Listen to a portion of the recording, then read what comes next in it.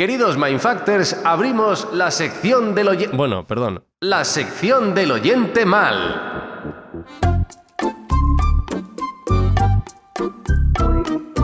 Voy a leeros un mensaje que ha llegado en Twitter, ¿vale? No voy a decir el nombre, ya... por no... Un mensaje que dice: otro capítulo insultando a la Cruzcampo y por tanto a los andaluces. A ver si os acostumbráis a que hacéis el programa para toda España y no solo para Madrid. Bañaros, digo Madrid porque lo pone con Z, bañaros en Mau si queréis, pero que el podcast no pase de Vallecas. Creo que aquí hay una persona enfadada porque nos metemos, deduzco yo, que porque nos metemos con Cruzcampo. No le parece bien. No sé vosotros cómo lo veis. ¿Nos estamos metiendo demasiado con Cruzcampo? ¿Estamos? Si tenemos en cuenta la calidad de la cerveza, no tanto. Pero... Pues más o menos como la de tu voz, ¿eh? Como sí, exacto. Mira, me acabo de tomar una Cruzcampo y así sueno. Ah, estás así, sí. Con quien no nos metemos es con los andaluces. No, ya, es verdad. No lo recuerdo yo eso. Los andaluces nos caen bien. Mi cerveza favorita es la Alhambra, así que más andaluza que la Alhambra y me encanta esa cerveza. O sea, que claro, no o la más... Victoria, que también es andaluza. Claro, o sea, que no es un problema de Andalucía, ¿no? No es un problema. Andalucía tiene pocos problemas, pocos. Vale, o sea, que bien con él, ¿no? Yo creo que lo dejamos. Sí, no sé. O sea, yo lo he visto antes, que se ha enfadado. Pues, tío, no creo sé. que ha tomado la parte por el todo. Yo creo que... ¿Sabes lo que le ha pasado? Que tiene sobredosis de Cruzcampo. Igual, pues Y ya eso te pone así, te pone de su humor. Pues no bebas Cruzcampo. Ya está. No. Empezamos. Mira, ¿sabes lo que me dijo una vez el community manager de Cruzcampo? ¿Qué te dijo? Yo le puse que esa cerveza la hacían con agua donde bañaban perros. Y me dijo que no, que ese agua era de fregar donde se bañaban las ratas de Triana. Me dijo el community de Cruzcampo. Pues si lo dice el community de Cruzcampo será verdad. No te enfades con nosotros, hombre, si somos buena gente. Pero no Claro, bebamos. hombre. Tómate una Mau. Buscamos los límites de la ciencia, el futuro de la tecnología, el alcance de la mente humana. Esto es Mindfacts. Bienvenidos a Mindfacts, donde cada semana buscamos los límites de la ciencia, de la tecnología y del respeto o del poco respeto hacia nuestros propios oyentes. Así nos va. Se dice Madrid, con D. Madrid. De Madrid eres tú, Espinosa. Madrid. Yo soy más madrileño que la Cibeles. ¿Cómo se nos nota, eh? Es que... Ya. La Cibeles no era muy madrileña, ¿eh? Bueno, pero era de está, Asia Menor. Pero está aquí. Claro, dice que bañaros en Mau si queréis, pero que el podcast no pase de Vallecas. Jesús, tú estás, no voy a decir el pueblo porque no le importa a nadie, pero estás más al sur de Vallecas. Sí. Ya sabes que siempre al sur, que es donde está la alegría y donde está el sol. Siempre he ido al sur. Mis distintas viviendas en Madrid, lo he ido una vez comprobando, desde el alquiler hasta que compré la vivienda, siempre he ido al sur. Así que la siguiente no sé si posiblemente acabe en Andalucía. En Sevilla. Sergio Cordero, ¿qué le pasa a tu voz exactamente? ¿Por qué? Digamos que tengo una carencia de material hoy. En la última grabación... ¡Qué vergüenza! Sí, los chicos de Yes We Cast que tuvieron a bien de darme un super micro, pues yo soy tan torpe de dejármelo en mi otra residencia. Entonces, bueno, pues estoy entrando por un sustituto. Con un Danone y un hilo está entrando sí. Sergio Cordero. Por una lata de Cruzcampo y un hilo. Y no es mi mejor sonido hoy, ¿no? Bueno, pues déjame que recuerde yo que todos los ingresos de este trimestre van a ir destinados a la Fundación Pascual Maragall, a su investigación contra el Alzheimer y lo que sobre para un micro nuevo para Sergio Cordero. Hoy en Mindfacts vamos a hablar de un tema denso, ¿eh? Vamos a hablar de la ignorancia dirigida.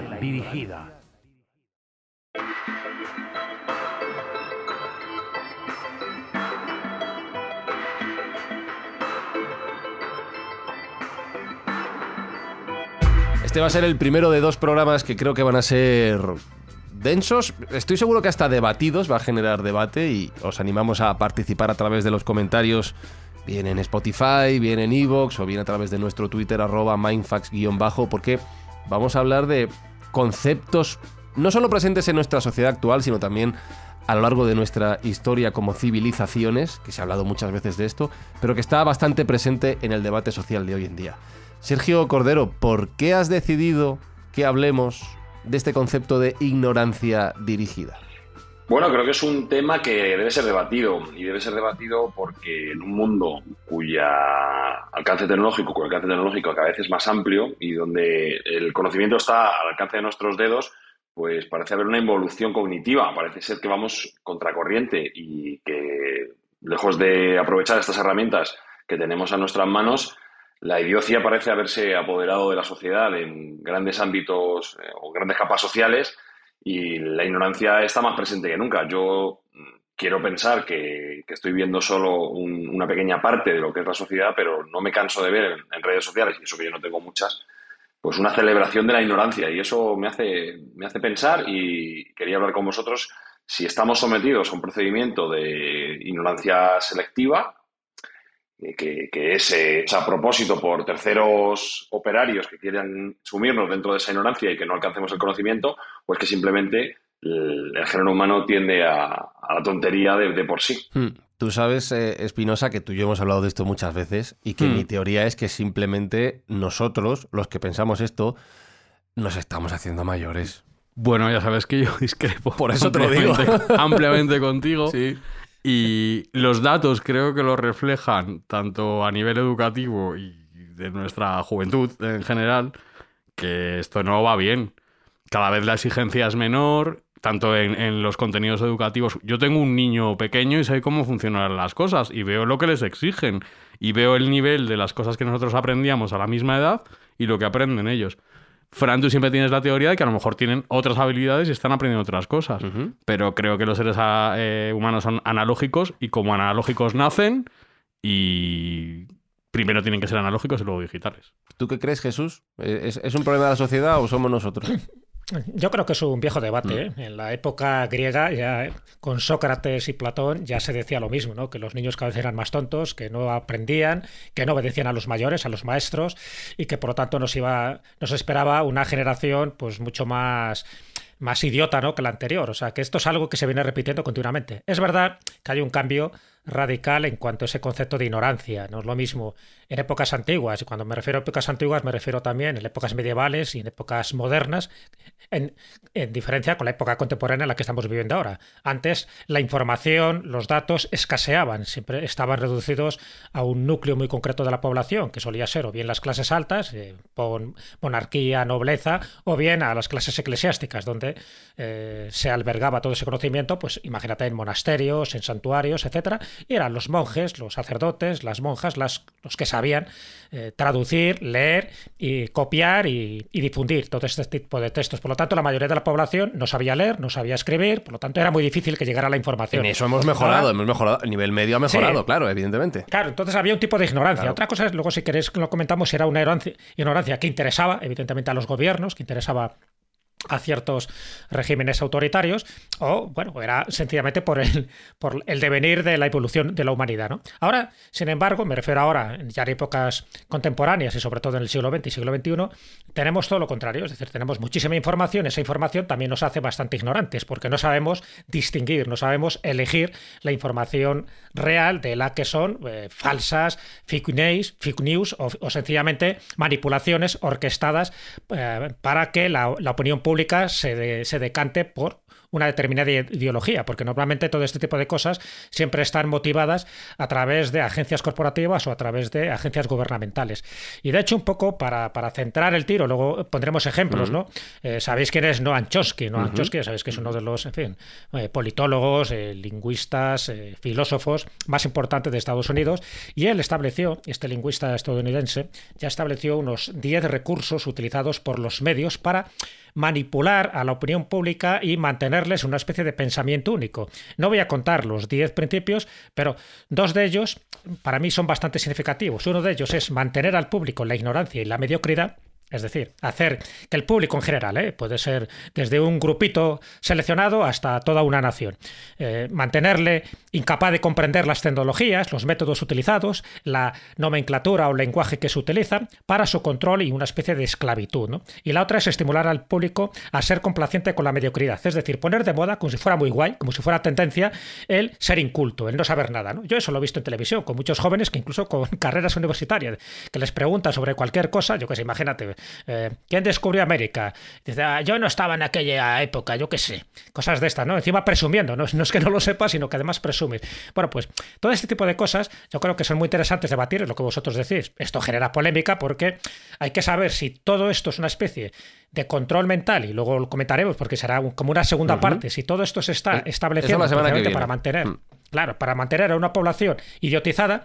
Si tú la mantienes idiotizada, me refiero en el sentido de ignorante, y aquí entran los planes de educación y, en fin, los medios de comunicación, la propaganda, la publicidad, entran muchas cosas, ¿no? Entonces, interesa mantener a una población pues en un sistema intelectual muy bajo, muy mediocre, porque es más fácil manipular, o sencillamente es que forma parte del ser humano que por vagancia no queremos aprender mucho más, y como no queremos aprender mucho más, entramos en una especie de sociedad mediocre donde todo vale, y como todo vale, y al final estudies o no estudies, vas a probar igual, te van a dar el título.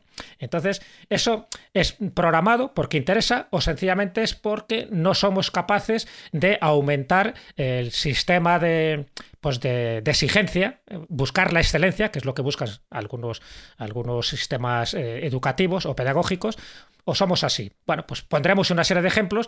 Yo entiendo que hay mucha tela que cortar, pero yo creo que desde siempre, cuando digo desde siempre me refiero desde que surgió la escritura, este debate siempre se ha mantenido en todas las escuelas de filosofía, en todas las escuelas pedagógicas, y yo creo que es una lucha entre el poder, que es el que quiere controlar un poco a los súbditos, y entre los propios ciudadanos, que deberían exigir mucho más a ese poder para aumentar la calidad de la enseñanza y, por supuesto, intentar aumentar el cociente intelectual, si es que somos capaces de aumentarlo, que yo creo que sí. La primera gran vía de difusión de información y de conocimiento, has hecho referencia a esas primeras escuelas de escritura y al hecho de que la gente supiera leer, han sido los libros, han sido los textos escritos, más allá, después de la tradición oral, evidentemente, pero para la difusión masiva de los contenidos ha sido la difusión escrita. Y esta es uno de las grandes iconos, yo creo, de los regímenes que querían acabar con la difusión del conocimiento, la quema de pilas de libros, los libros prohibidos, los libros censurados, de los que vamos a hablar ahora. Esto sí que es antiguo en la historia, esta práctica. Sí, esto sí. A ver, está claro. Sí. Ten en cuenta que uno de los grandes reservorios del conocimiento son las bibliotecas, ¿no? Las bibliotecas donde la gente va escribiendo libros sobre gramática, matemáticas, geografía, lengua, novelas, poesía, etcétera, etcétera. Si eso lo vas acumulando, pues qué bien, ¿no? Antes incluso de que se llamaran libros. Está claro que estamos hablando pues de los papiros, de los manuscritos, de los pergaminos, en fin, de los rollos, que al final era lo que había, por ejemplo, en la Biblioteca de Alejandría. Entonces, si tú vas acumulando todo eso, por una parte hay un interés por concentrar esa información en sitios muy concretos donde tú puedas acceder, evidentemente pues teniendo los conocimientos adecuados para comprender aquello que está allí almacenado. El ejemplo de la Biblioteca de Alejandría yo creo que es muy significativo. Y luego está cuando ese sistema cambia, es decir, cuando ese gobierno, cuando esa sociedad, cuando esa civilización cambia. Es decir, puede haber una civilización muy interesada en el conocimiento, pero puede llegar otra mucho más radical, mucho más fanática, que diga, esto no interesa para nada, y por lo tanto, a partir de aquí es cuando yo creo que se escriba la historia, ¿no? Que es un poco lo que le pasó al primer emperador, ¿no? A Kisi Huangqi. Bueno, entonces, ¿qué ocurre? Si tú quieres eliminar lo que se sabía antes porque tú consideras, el nuevo gobernante, que eso manipulaba a la sociedad, que esa historia no le interesa porque quiere crear una nueva historia, entonces quemas las bibliotecas. Entonces, bueno, pues esa censura no siempre se quema, ¿eh? Hay veces que a través de la censura, de la destrucción de la parte de la herencia cultural de la humanidad, porque en el fondo lo que se está es eliminando una parte esencial de ese conocimiento de la humanidad, no de ese sector en concreto. Entonces sí que hay muchos motivos por los que esto se ha hecho, ¿no? Luego comentamos una serie de bibliocaustos, ¿no? Que es la destrucción deliberada de bibliotecas. Te iba a decir que nos pusieras ejemplos, sí, de hecho. Sí, pero bueno, los motivos casi siempre tienen que ver con motivos religiosos, como te puedes imaginar, con motivos políticos, está claro, ¿no? Que normalmente lo que buscas es, precisamente, en regímenes dictatoriales para crear ese pensamiento único, puede ser por motivos culturales o puede ser por motivos ideológicos.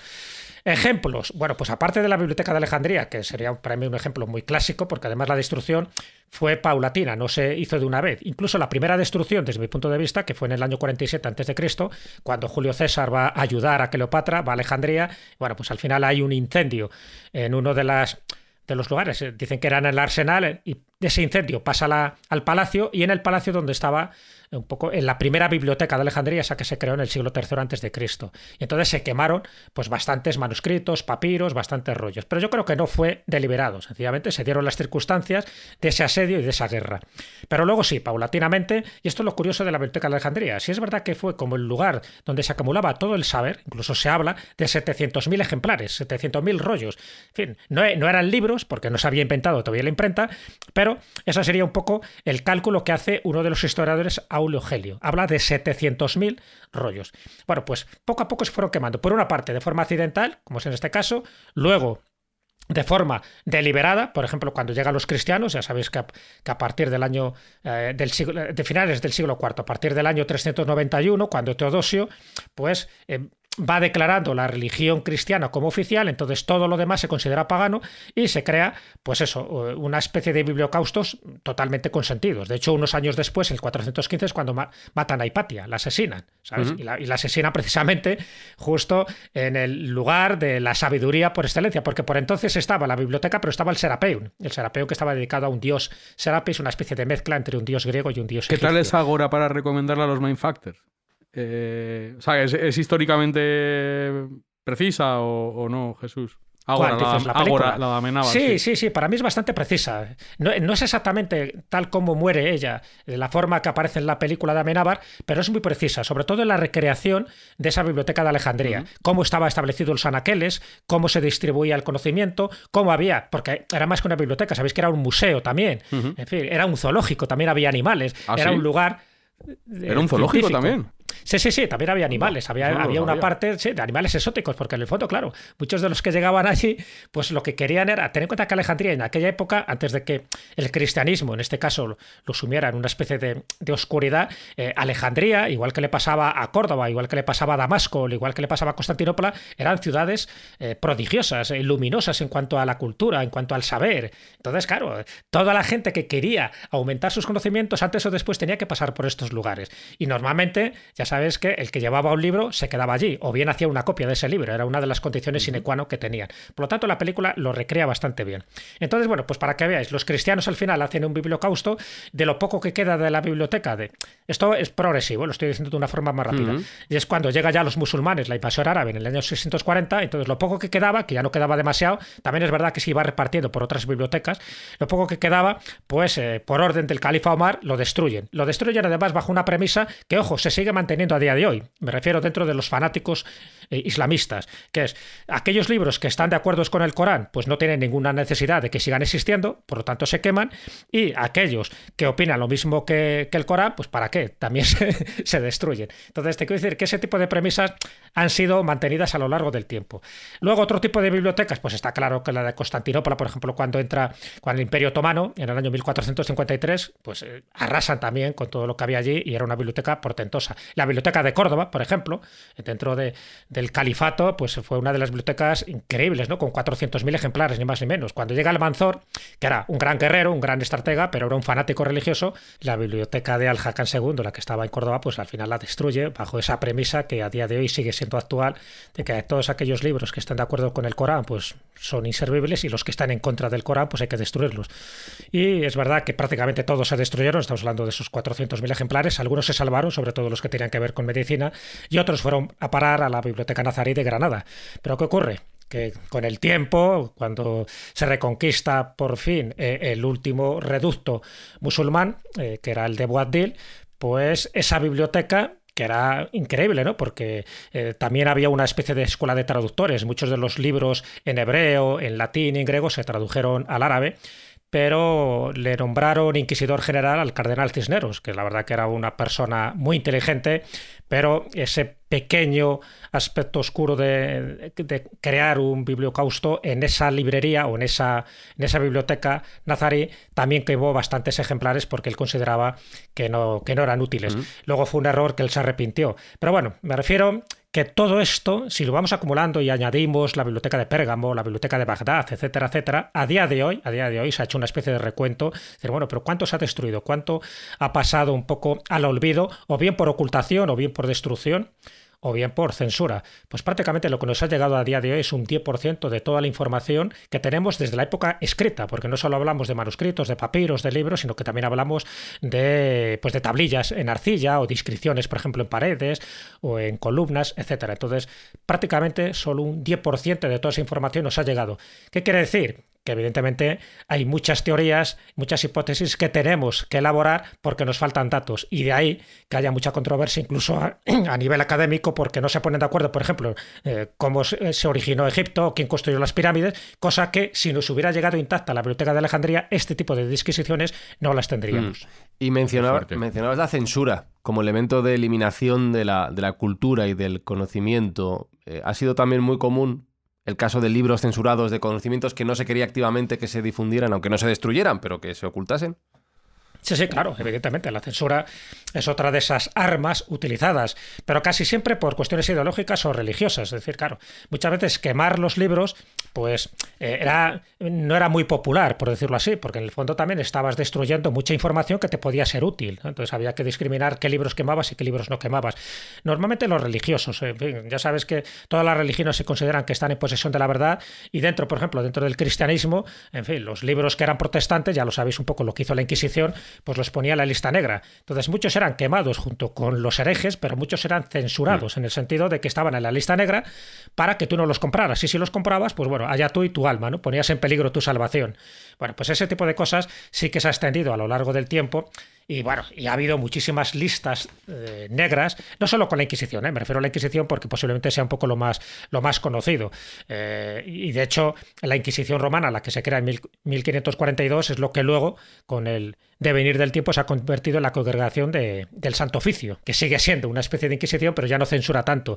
Pero claro, ahí metían todo tipo de libros que tenían que ver pues con otro tipo de doctrinas religiosas. Entonces, pues yo qué sé, o con los agnósticos, todos los libros de Voltaire o de Diderot o de Maquiavelo o de Anatole France, todos eran censurados. Por supuesto, todos aquellos que tuvieran que ver con argumentos eróticos, imagínate, pues desde todos los libros del Marqués de Sade hasta, yo qué sé, el Trópico de Cáncer de Henry Miller. O bien los grimorios, es decir, libros evidentemente hechiceriles o de las brujas, todos los grimorios también estaban censurados, o bien con los que atentaban contra las buenas costumbres, y ahí entran pues ejemplos como el Lazarillo de Tormes, el de Camerón de Boccaccio o Madame Bovary, por ejemplo, de Flaubert. Todo esto, ya digo, ha ido cambiando, ¿no? No es lo mismo lo que se censuraba en el siglo XV, lo que se censuraba en el siglo XVI, que si nos metemos en el siglo XX, y si queréis, ahí también hay para dar y tomar, con el régimen nazi, con las dictaduras soviéticas, con la dictadura de Franco. Siempre que ha habido un régimen totalitario, sea de derechas o de izquierdas, la ha tomado con los libros. Y al final se implica, como suele ocurrir en este tipo de cosas, bien lo censures o bien lo quemes, lo que decía Henry Heine, era un poeta alemán que dice, allí donde quemas libros al final acabas quemando personas. O bien de una forma física o bien de una forma metafórica. Por lo tanto, cuidado con lo que quemas, cuidado con la censura que haces a la cultura, porque en el fondo estás privando al resto de la humanidad, le estás privando de un conocimiento que sería esencial para rellenar esas piezas del puzzle que ahora, por desgracia, nos faltan. Yo me iba a meter ya en el siglo XXI, de hecho, ya para llegar a esta mitad del programa, y me acordaba de una cosita que le mandaba a Espi el otro día, que es un vídeo de Arturo González Campos, el compañero de Todopoderosos, Aquí hay dragones y Mi año favorito, que hablaba de la cultura de la cancelación, que es la nueva censura del siglo XXI al que vamos a entrar ahora. Y me hacía gracia, y es para Espi, que decía que él lo que soñaba era con hacer el chiste perfecto que ofendiera a todo el mundo a la vez y que todo el mundo le cancelase al mismo tiempo, porque eso le iba a hacer completamente libre. Una vez que todos te cancelan, ya no tienes nadie a quien decepcionar. Y nosotros, Espi, hemos empezado por Andalucía. Luego contaré que seguimos hablando con nuestro amigo, no sé si le puedo llamar amigo a este señor que está... ¿Quién, Antonio? No digas el nombre.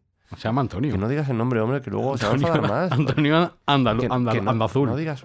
Luego os cuento que hemos seguido hablando con él, pero pon música, pon música. Andazulía. No te metas con él.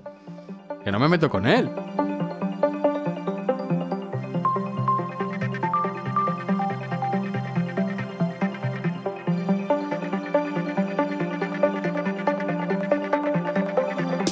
Sergio Cordero, ¿tú crees que hay censura actualmente, siguiendo la línea que nos ha traído Jesús, llevándonos hasta el siglo XX?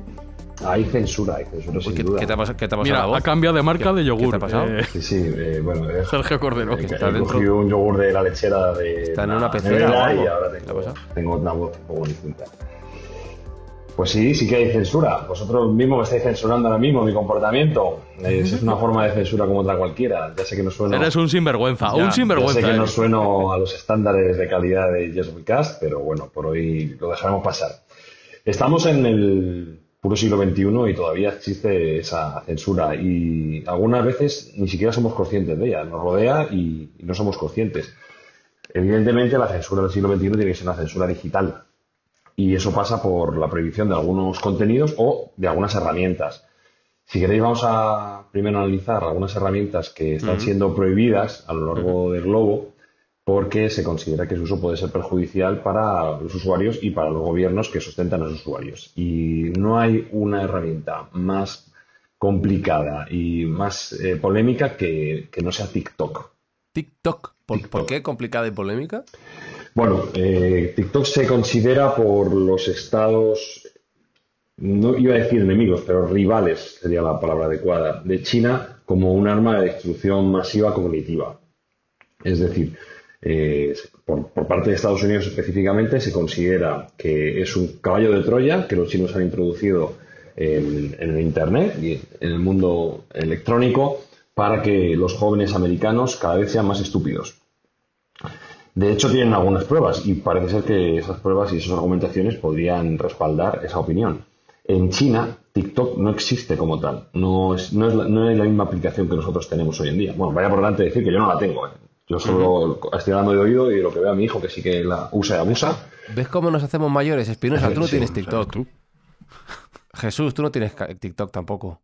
No. Yo me lo he hecho, pero no lo he usado más de 2 veces. O sea, que decir, ya no somos generación joven. Debe ser muy divertido. Yo soy de Facebook, que es la media de edad en la que estamos. Debe ser muy entretenido y debe ser un subidón de dopamina constante porque la gente lo consume compulsivamente. Entonces, bueno, pues como una especie de televisión magnífica que sabe lo que te va a gustar y que te lo presenta en periodos muy cortos, de los cuales nunca te cansas porque siempre está cambiando automáticamente. Entonces, como digo, es un sumidero de tiempo y un auténtico pozo de dopamina en el cual puedes beber en cada momento.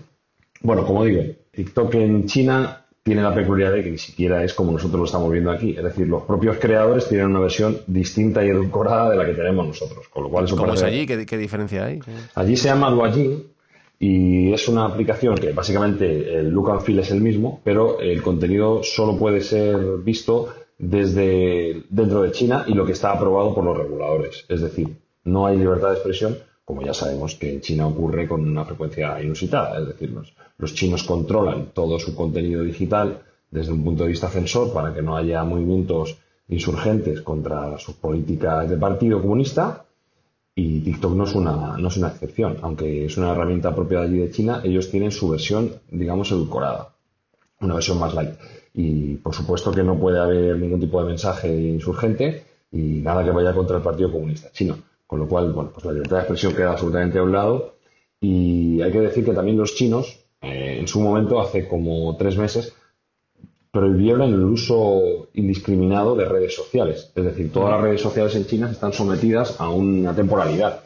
Quiero recordar que eran 4 horas diarias para los menores de edad, que no podían pasarse de ese 4 tiempo. horas diarias, sigue siendo mucho tiempo. Sigue siendo mucho tiempo, pero si mirásemos las estadísticas de uso de las redes sociales TikTok e Instagram en España, en esa franja de edad de gente joven, te garantizo que estaría por encima de 4 horas. Yo he hecho el ejercicio de ver el tiempo de uso de mi hijo y estaba como en 5 en 3 semanas. Que hemos tenido. Pero eso en China es por ley. Sí, en China es por ley. Sí. ¿Y cómo lo controlan, tío? ¿Cómo sabe? Pues ellos tienen el control absoluto de todas las herramientas y aplicaciones, con lo cual directamente si una herramienta está más de un tiempo determinado funcionando, se apaga. El iPhone lo permite hacer. El iPhone permite que tú controles a tu hijo o a ti mismo. Si eres una persona que conoces tus debilidades y quieres ponerte tus propios límites, puedes poner un tiempo de uso determinado, además segmentado por aplicaciones, es decir, redes sociales 3 horas, vídeos 4 horas, juegos 5 horas. Tú puedes elegir el tiempo de uso que quieres utilizar. Bueno, pues sí, pero me refiero, o sea, si el gobierno de repente sabe que un menor está usando una red social más de 4 horas y le hacen el móvil ¡placa! Y ya se está, corta directamente la aplicación. La aplicación se corta. Me parece Marvelous eso.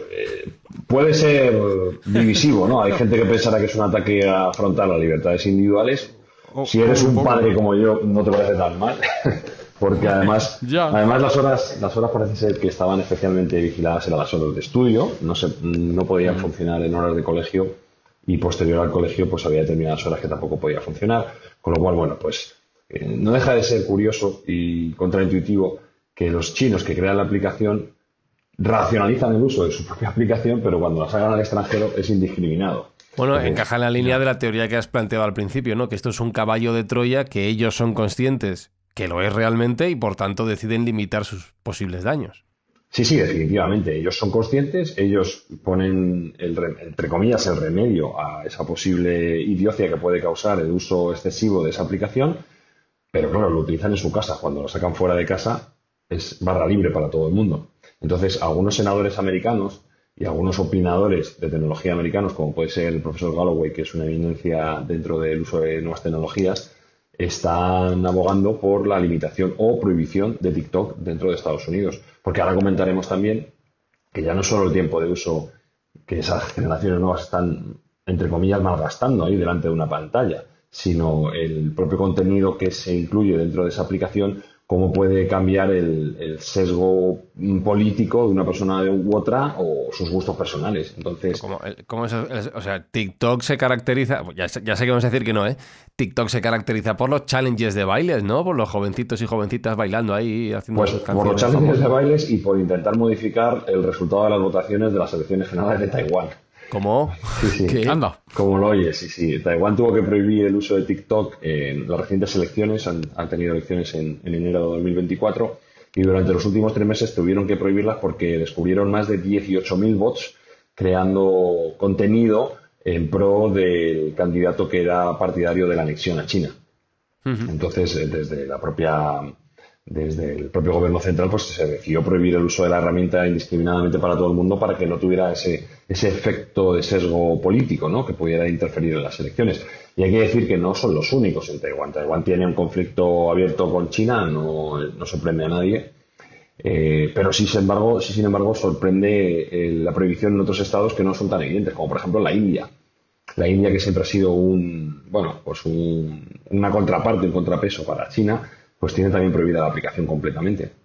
Hay que decir que la India es un estado especialmente riguroso con las aplicaciones que están permitidas dentro de sus fronteras. Es de los estados que más censuran y tiene una lista de herramientas que, bueno, yo cuando la he leído pasa de las 500 herramientas prohibidas en Internet, y muchas de ellas son chinas, porque precisamente lo que no quieren verse es aislados de su propia y desprovistos de su propia identidad cultural por esta invasión de nuevas aplicaciones dentro de lo que es el mundo de Internet y el mundo de las redes sociales específicamente. Pero bueno, hay muchísimos más países que tienen prohibido TikTok: Indonesia, Irán, Jordania, Kirguistán, Nepal, Pakistán, la propia Rusia. La propia Rusia bloqueó contenidos en TikTok acerca de la guerra de Ucrania. Y por supuesto, como os digo, el ejemplo más paradigmático sería Taiwán, que básicamente pues son los que más peligro tienen. Si bien es cierto que también en Europa hay una prohibición un poco más ligera, es decir, algunos Estados miembros tienen prohibida la instalación de esta aplicación en dispositivos gubernamentales, es decir, todos aquellos que sean funcionarios de estamentos públicos políticos no pueden tener la aplicación instalada. Porque claro, también, aparte de la influencia que puede tener sobre el usuario, también está el temor a que sea lo que se llama en tecnología un backdoor, es decir, un caballo de Troya, que por ahí se puedan estar colando datos y se puedan estar mandando a servidores chinos. Y por supuesto eso, si en el caso de un usuario pues no es buena opción, imaginaros en el caso de un alto cargo o de una persona que tenga responsabilidades políticas dentro de la Unión Europea, pues es algo absolutamente inviable. Entonces, bueno, ahí sí los Estados miembros, con especial relevancia en Bélgica, que lo prohibió en todos los dispositivos federales, pues todos, la mayoría de los Estados miembros, como digo, la Unión Europea, han ido detrás y han ido prohibiendo poco a poco este uso de esta aplicación concreta dentro de dispositivos de uso público o de estamentos públicos. Y bueno, pues, fíjate que hablabas de esta herramienta, de esta aplicación, TikTok, como ejemplo de cómo, pues en este caso, China intenta influir en otros países y la reacción de los mismos hacia ese intento, pero has mencionado al principio que la censura sigue existiendo. Has puesto varios ejemplos dentro de TikTok de censura o de intentar mandar mensajes políticos, y has dicho que la censura tiene que ser digital en este siglo XXI, o sea que sigue viva, sigue presente en nuestro día a día, o en algunos países. Definitivamente, bueno, ya comentamos en su momento en nuestro episodio de China, que China es el gran censor del mundo, junto con los países islamistas más radicales, que también tienen unos cortafuegos para que no entren ideas revolucionarias que sean contrarias a sus creencias. En China está lo que se llama la Gran Muralla Digital. En su momento hicieron la Gran Muralla China para impedir que entrasen los bárbaros por el norte, y a día de hoy tienen la Gran Muralla Digital para impedir que vengan nuevas ideas de otros ámbitos que puedan cambiar el concepto de Estado que tiene el Partido Comunista Chino. Entonces, son los principales censores del mundo y, curiosamente, son los principales exportadores de herramientas censuradas en el mundo. O sea, hay una guerra soterrada de censura entre el mundo y China que, de momento, yo creo que va ganando China, ciertamente, porque si vemos el uso y abuso de herramientas como TikTok, y algunos analistas van más allá, están empezando a decir que hay otras herramientas que son chinas que pueden ser igual de potencialmente peligrosas, como puede ser, por ejemplo, las nuevas herramientas de compra barata, como Miravía, Temu, AliExpress. También lo ven como una herramienta. ¿Miravía es China? Miravía es una empresa de AliExpress. Sí. Ah, hostia, pensaba que era una cosa española. No, es la parte española de AliExpress. Lo que pasa es que a AliExpress le interesa que tengan ojos y cara más europeos. No les interesa hacer tan chico. Y el alza, por ejemplo, de Temu, que es otra de las tiendas baratas que están colonizando nuestros teléfonos. Shein, por ejemplo, sería uno de los casos también más paradigmáticos. Bueno, pues todas estas herramientas están despertando el recelo dentro de los legisladores americanos y se están planteando muy seriamente un baneo, que se dice en Internet, una prohibición más radical de este tipo de aplicaciones, porque no solo se están quedando con una parte muy importante de esa moneda tan importante que es la atención. Recordemos que en el mundo digital la atención es la moneda principal, es el premio principal por el que luchan todas las empresas que están en el ámbito de Internet, y todas estas herramientas que vienen desde China pues se están haciendo con una parte muy importante de esa atención, ¿no? Se están llevando la parte del león de todo este tipo de herramientas, con lo cual sí se está planteando una prohibición más radical, y de hecho no me extrañaría nada que con el cambio o no cambio de presidente en Estados Unidos, que yo creo que es pues algo inevitable. Me parece que va a haber un cambio político en Estados Unidos por la tendencia que veo en las encuestas y lo que percibo desde fuera. O igual me equivoco, ojalá me equivoque, pero creo que va a haber un cambio político con Donald Trump a la cabeza. Y de todos he sabido que en el anterior mandato de Donald Trump él fue mucho más beligerante con este tipo de aplicaciones. Entonces es muy posible de hecho él exigió que TikTok fuera una empresa americana, sí, si no querían que quiso recapitalizarla como empresa americana para no prohibirla, y algún logro obtuvo. Lo que pasa es que se quedó un poco en agua de borrajas al salir del despacho Oval, pero con su vuelta estoy seguro de que puede ser una de las medidas proteccionistas que pueda implementar en el ámbito digital, que curiosamente no sé si serán beneficiosas para su país. O sea, esto es la pregunta que habría que hacerse, es una prohibición y algo tan radical como la censura digital, que a nosotros nos puede llamar la atención, ¿no? Porque parece que esos tiempos quedaban lejanos de censurar determinadas cuestiones. Pues igual es el paso correcto, ¿no? Habría que profundizar, porque no tenemos todos los datos para analizar si efectivamente hay una segunda agenda oculta detrás del uso de esas aplicaciones. Esto es lo que el debate al que hay que someter a este tipo de aplicaciones, y que me consta que en Estados Unidos y en Canadá pues ya se está realizando.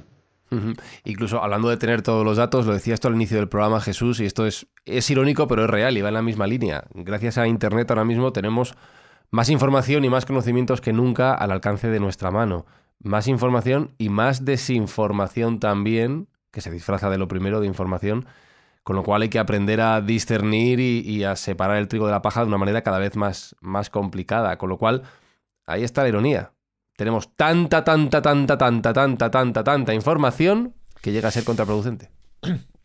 Sí, es una forma de desinformación. Claro, ya sabes que la desinformación, esto lo decía también Pedro Baños en muchos de sus libros, por ejemplo, el último en la dominación mental, dice la desinformación puede ser de dos maneras, o bien una desinformación a nivel internacional, es decir, que esto es algo que practican todos los países porque no interesa que se sepa exactamente lo que se cocina, ¿no?, en el interior de los gobiernos, y luego hay una desinformación que tiene que ver con una información parcial, ¿sabes? O una información llena de ruido, es decir, que metes una verdad con 4 o 5 cosas que sabes que no son verdad, para que el que esté más despistado, el que no esté un poco al día, pues al final no sabe distinguir el trigo de la paja. De hecho, no sabe, ya que mencionabas a Pedro Baños, y no es por generar debate, sí, él mismo está metido en ese mismo debate, él como figura, me refiero. Sí, exactamente, sí, porque claro, él como... Al desentrañar un poco los métodos de desinformación o los métodos de manipulación, pues muchos le critican diciendo que él es uno de los que también desinforman y manipula, ¿no? Ya sabes que al final esto es como el mensajero, ¿no? Al final, si el mensaje es cierto o no es cierto, si no gusta, el mensajero es el que se lleva todas las consecuencias.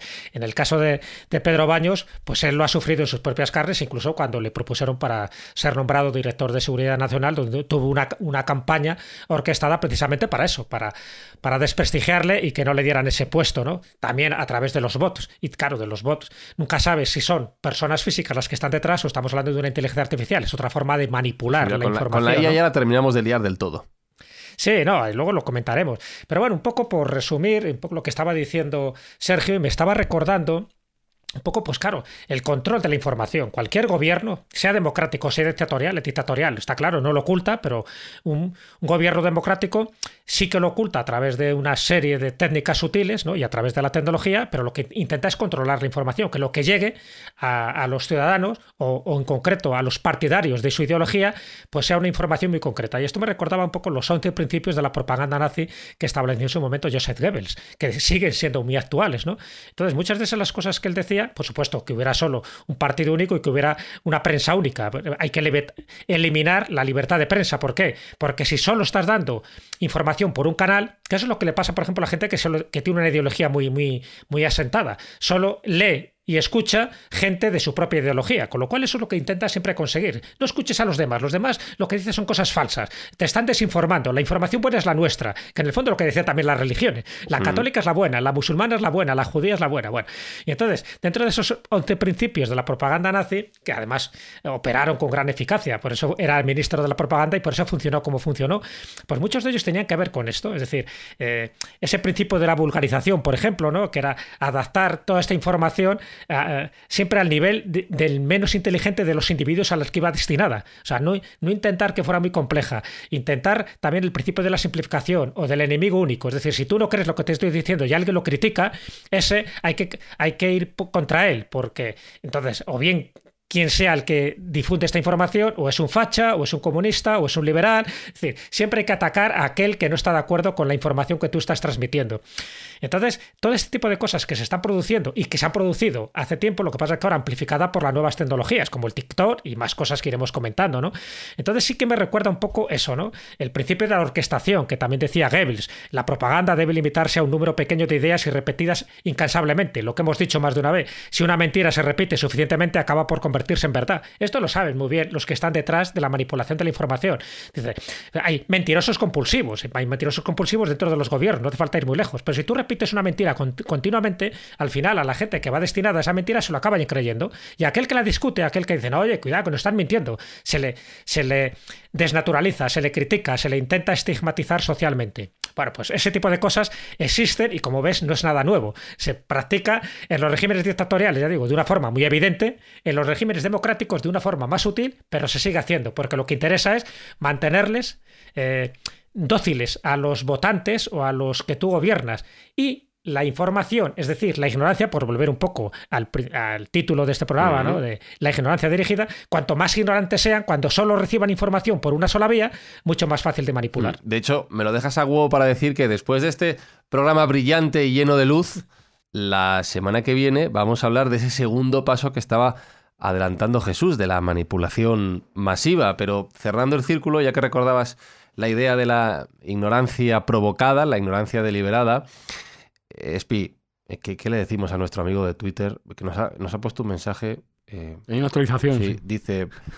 bueno, es que claro, nos ha dicho que nos metiéramos con Cruzcampo porque teníamos que tener presente que hacemos un podcast para toda España y no solo para Madrid. Hacemos un podcast para el universo conocido y desconocido. Y futuro no, y ni para España, ni para España ni para nadie. Para quien nos quiera escuchar, es lo que le he puesto yo. Le he puesto, no hacemos un podcast para España, lo hacemos para quien lo quiera escuchar. Y no tienes obligación de escucharnos, pero de buen rollo.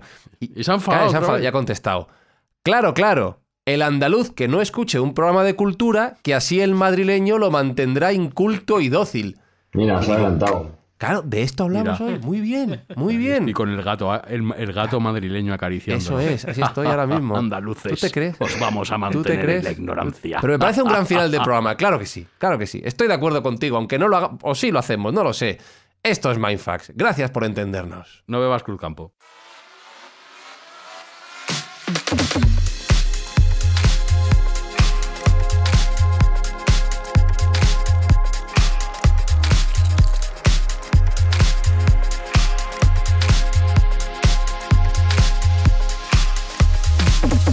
Y así se pierde un oyente, Espi.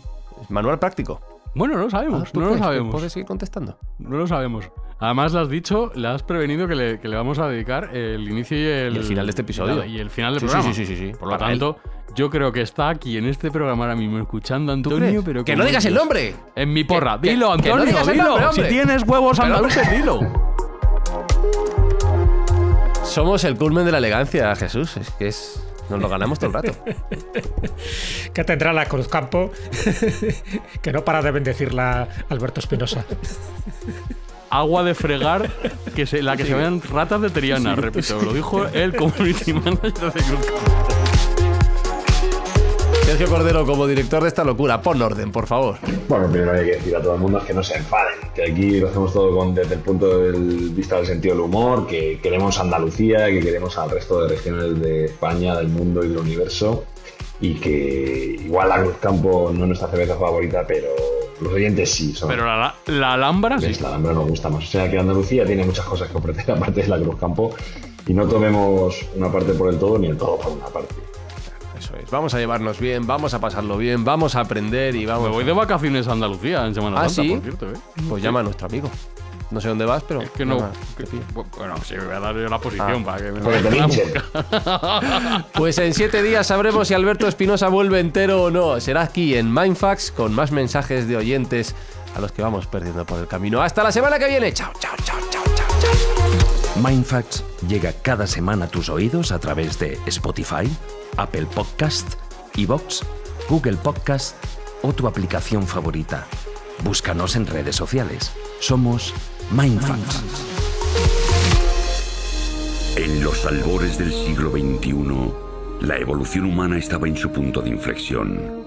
La selección natural, el proceso por el que los más fuertes, los más listos, los más rápidos se reproducen en mayor número que el resto. Un proceso que antaño había favorecido los rasgos más nobles del hombre, empezaba ahora a favorecer unos rasgos distintos. Las obras de ciencia ficción de la época pronosticaban un futuro que sería más civilizado y más inteligente. Pero a medida que pasaba el tiempo, las cosas parecían avanzar en la dirección opuesta, hacia un atontamiento. ¿Cómo era posible? La evolución no siempre premia a la inteligencia. Al no haber depredadores naturales que diezmaran al rebaño, la evolución empezó a premiar a aquellos que más se reproducían y convirtió a los inteligentes en una especie en peligro de extinción. Tener hijos es una decisión muy importante. ¿Estamos esperando el momento justo? Sí. Es mejor no precipitarse, evidentemente. Para nada. ¡Joder, ya estoy preñada otra vez! ¡Me cago en la... ¡Tengo demasiados hijos! Creía que tomabas la píldora y esa mierda. ¿Qué va? ¡Hostias! Esa sería Britney. ¿Britney? ¿Cómo te atreves?